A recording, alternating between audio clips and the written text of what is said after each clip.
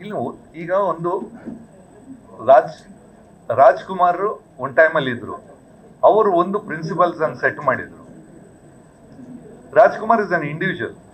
ಎಲ್ಲರೂ ಇವತ್ತಿಗೂ ರಾಜ್ಕುಮಾರ್ ಇಲ್ದಿದ್ರು ಅವರಿಗೆ ರೆಸ್ಪೆಕ್ಟ್ ಕೊಡ್ತಾರೆ. ಎಲ್ಲರೂ ರಾಜ್ಕುಮಾರ್ ಆಗಕ್ಕಾಗ, everybody is different. I think ಇದು ದರ್ಶನ್ ವಿಷಯದಲ್ಲಿ ಐ ಥಿಂಕ್ ಕೋಪ ಸ್ವಲ್ಪ ಮಿತಿ ಮೀರ್ತಾ ಅಂತ ಅನ್ಸುತ್ತೆ. Controlling is anger. ಈಗ ಕೇರಳ ಮಾದರಿಯ ಒಂದು ಸಮಿತಿ ಬೇಕು ಅಂತ ಹೇಳ್ತಾ ಇದ್ದಾರೆ. ಅದ್ರ ಬಗ್ಗೆ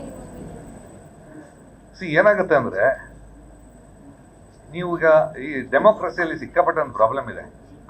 ಎಲ್ಲರೂ ಎಲ್ಲರ ಬಗ್ಗೆ ಮಾತಾಡ್ತಾರೆ. ಇನ್ನೊಂದು ಹೇಳ್ತೀನಿ, ಅದು ಆಮೇಲೆ ಬರ್ತೀನಿ. ಓಕೆ, ಇಲ್ಲಿ ಏನಾಗುತ್ತೆ ಅಂದ್ರೆ ಹುಡುಗಿರ ಶೋಷಣೆ ಅಂತ ಸ್ಟಾರ್ಟ್ ಆಗತ್ತೆ. ಚಿತ್ರರಂಗದಲ್ಲಿ ಮಾತ್ರ ನಡೀತಾ ಇದೆಯಾ? ಕಾಲೇಜಲ್ಲಿ ನಡೀತಾ ಇಲ್ಲ? ಉದಾಹರಣೆ ಎಷ್ಟು ಬೇಕು ನಾನು ಹೇಳ್ತೀನಿ. ಪ್ರೆಸ್ ಫೀಲ್ಡ್ ಅಲ್ಲಿ ನಡೀತಾ ಇಲ್ಲ?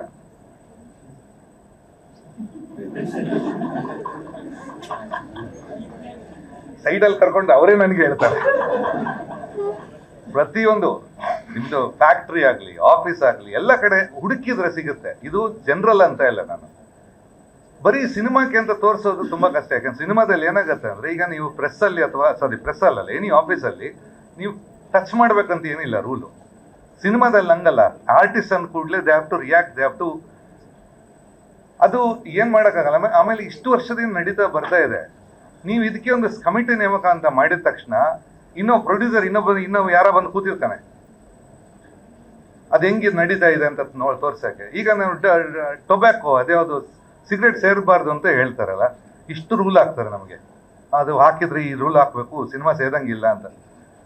ಸಿನಿಮಾದಲ್ಲಿ ತೋರ್ಸೋದು ತಪ್ಪಾದ್ರೆ ಅದನ್ನ ಏನಕ್ಕೆ ಮಾರಾಟಕ್ಕೆ ಇಟ್ಟಿದ್ದು? ಬ್ಯಾನ್ ಮಾಡ್ಬೋದಲ್ಲ.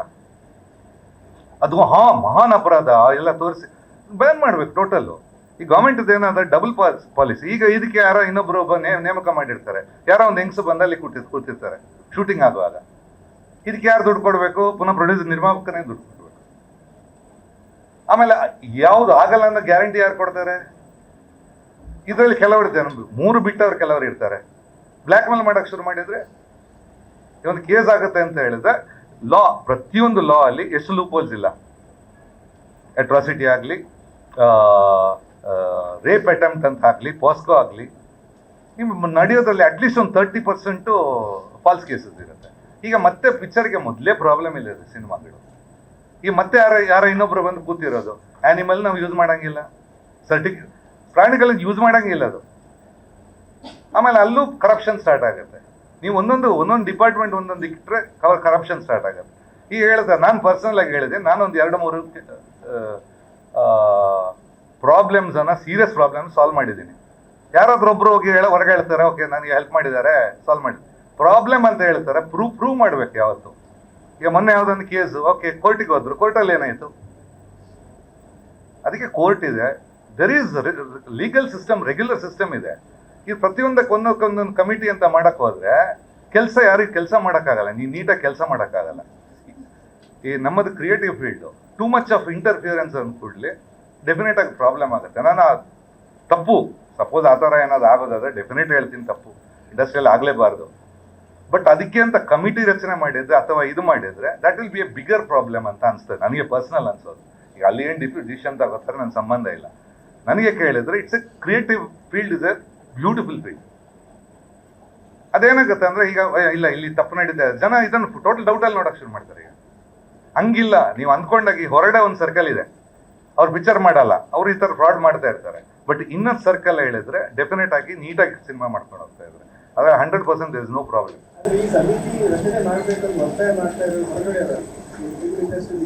ಇದ್ದವ್ರು ಕೆಲಸ ಇದ್ದವರಲ್ಲ, ಏನೇನು ಕೆಲಸ ಬೇಕು, ನಾನೊಂದು ಲೀಡರ್ ಆಗ್ತೀನಿ ಅಂತ ಬರುತ್ತೆ. ಯಾರಕ್ಕೆ ಮೊನ್ನೆ ಯಾರ ಹತ್ರ ಕೇಳಿದಾನೆ, ಯಾರಕ್ಕೆ? ಪಬ್ಲಿಸಿಟಿ ಅಂತಾರೆ. ಆಮೇಲೆ ನೀಟಾಗಿ ಹೇಳ್ತೀನಿ, ಪಬ್ಲಿಸಿಟಿ ಈಗ ಏನಾಗ್ಬೇಕು, ಈಗ ನಾವು ನೀಟಾಗಿ ನೋಡಮ್ಮ ಈ ಥರ ಇರಬೇಕು ಲೈಫ್ ಅಂತ ಹೇಳಿದ್ ಯಾರು ಕೇಳಲ್ಲ. ನೀವು ದರ್ಶನ್ ಅಂತ ಇನ್ನೊಂದು ಹೆಡ್ಲೈನ್ ಹಾಕಿ, ನೀವು ಎಷ್ಟು ವ್ಯೂ ಬೇಕು ಹೇಳಿ. ಈಗ ನಾಳೆ ನಾನೇ ನನ್ನ ಡಾಕ್ಟರ್ ಅಂತ ಹೇಳಿದೆ, okay doctor interview, next Darshan. ಏನಕ್ಕೆ? ಒಬ್ಬನೇನ ತಪ್ಪು ಮಾಡಿದ್ದು, ಕೇಸ್ ನಡೀತಾ ಇದೆ. ಈಗ ನೀವು ಕೇಳಿ, ನನ್ನ ಕಮೆಂಟಲ್ಲಿ ಏನು ಅರ್ಥ ಇದೆ ಹೇಳಿ? ನಾನು ಕಮೆಂಟ್ ಮಾಡಿದ್ದು ಏನಾದ್ರು ಹೆಲ್ಪ್ ಆಗತ್ತೆ? ಬರಲ್ಲ. ಬಟ್ ಒಂದು ಮಾರ್ಕೆಟಿಂಗ್ ಅಂತ ಬರುತ್ತೆ. ಇವತ್ತು ನ್ಯೂಸ್ ಇಸ್ ಸೋಲ್ಡ್. ಡೆಫಿನೆಟ್ ಆಗಿ ನ್ಯೂಸ್ ಇಸ್ ಮುಂಚೆ ತರ ರೆಸ್ಪಾನ್ಸಿಬಿಲಿಟಿ. ನಾನು ಹೇಳಿದೆ, ಇವರು ಇದ್ದಾರೆ, responsibility that is we are losing it out. ಒಂದು ಚಾನಲಲ್ಲಿ ಬಂದರೆ ಇನ್ನೊಂದು ಚಾನಲ್ ಉಲ್ಟಾ ಬರುತ್ತೆ. ಇದು ಎಲ್ಲಿ ಹೋಗುತ್ತೆ ನಮಗೂ ಗೊತ್ತಿಲ್ಲ. ಸೊ ಬೇಸಿಕಲಿ ದಟ್ ರೆಸ್ಪಾನ್ಸಿಬಿಲಿಟಿ ಇದರಲ್ಲೂ ಕಮ್ಮಿ ಆಗ್ತಾ ಇದೆ. ನಾನು ಹೇಳೋದು ಎಲ್ಲದರಲ್ಲೂ it is getting down. The levels are getting down, which is definitely disturbing ಅಲ್ವಾ? ನಂಗೆ ಗೊತ್ತಿಲ್ಲ, ದಟ್ಸ್ ವಾಟ್ ಐ ಫೀಲ್. ಯಾಕಂದ್ರೆ ಮಾರ್ಕೆಟಿಂಗ್ ಇದೆ. ಈಗ ನಮ್ದೇ ಒಳ್ಳೇದು ಹೇಳಿದ್ರೆ ಡೆಫಿನೆಟ್ ಆಗಿ ಯಾರೋ ಒಬ್ರು 200 ಸಸಿ ನೆಟ್ಟ, ಈ ತರ ಗ್ರೀನರಿ ಮಾಡ್ದ, ಯಾರಿಗೆ ಬೇಡ ಅಗತ್ಯ ಇಲ್ಲ. ಅವನೇನು ಕೈ ಎಳ್ದ, ಈ ಪೊಲಿಟಿಷಿಯನ್ ಅವರಿಗೆ ಅವ್ರೇನು ನೋಡಿದ್ರು, ಅದಕ್ಕೆ ಜಾಸ್ತಿ ವ್ಯೂ ಬರುತ್ತೆ. ಬಿಕಾಸ್ ಡೆಫಿನೆಟ್ ಆಗಿ that is how it is marketed. ಜನರಿಗೂ ನಾನು ಹೇಳೋದು, ಇದು ಜನರ ಮಿಸ್ಟೇಕ್. ಜನರಿಗೆ ಒಳ್ಳೇದು ಬೇಡ, ಕೆಟ್ಟದೇ ಬೇಕು. ಇವತ್ತು ಏನಕ್ಕೆ ಕಂಟಿನ್ಯೂ ಮಾಡ್ತಾ ಇದ್ದಾರೆ? ಈಗ ದರ್ಶನ್ ವಿಷಯ ಅಂದ್ರೆ ವ್ಯೂ ಸಿಗುತ್ತೆ. ಅದ್ರಲ್ಲಿ ಏನಾಗಲ್ಲ, ಏನಿದೆ ಅವ್ನು ಒಳಗಿದ್ದಾನೆ. ಈಗ ನೆಕ್ಸ್ಟ್ ಹಿಯರಿಂಗ್ ತನಕ ಎಲ್ಲರೂ ಕಾಯ್ಬೇಕು. ಬಟ್ ಡೀಲ್ಸ ಇಲ್ಲ. ವಿಜಯಲಕ್ಷ್ಮಿ ಹೋದ್ರು, ಅದಕ್ಕೆ ಅರ್ಥ ಇಲ್ಲ. ಐ ಡೋಂಟ್ ನೋ, ಅದು ನ್ಯೂಸ್. ಅದು ನೀವು ಯಾವ್ದು ನೋಡಿ, ಮೇಜರ್ ನ್ಯೂಸ್ ಅದೇ ಇರೋದು.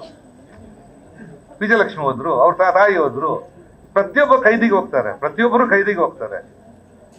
ಅವ್ನು ಬೆರಳು ಹಾಕಿ ಮಾಡ್ದ, ಇವ್ನು ಹಂಗ್ ಮಾಡ್ದಾನೆ, ಅವ್ನು ಹೆಂಗ್ ಮಾಡ್ದಾನೆ, ಯಾರಿಗೆ ನಮ್ಗೇನು ಸಂಬಂಧ ಬರುತ್ತೆ? ಆಮೇಲೆ ಚಿತ್ರರಂಗ ಅಲ್ಲ ಅದು. ಅದು ಶೂಟಿಂಗ್ ಅಲ್ಲಿ ಆಗಿದ್ದ ವಿಷಯನೇ ಅಲ್ಲ, ಅದು ಪರ್ಸನಲ್ ಆಗಿದ್ದ ವಿಷಯ.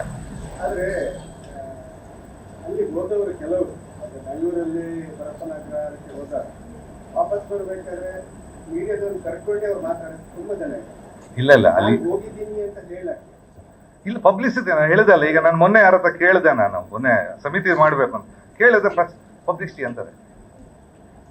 ಯಾಕಂದ್ರೆ ನಾನು ಕಾಣಲ್ಲ ಅಂದ್ರೆ ಪಬ್ಲಿಸಿಟಿ. ಈಗ ಎವ್ರಿಬಡಿ ಇಸ್ ಇಂಟು ಮಾರ್ಕೆಟಿಂಗ್.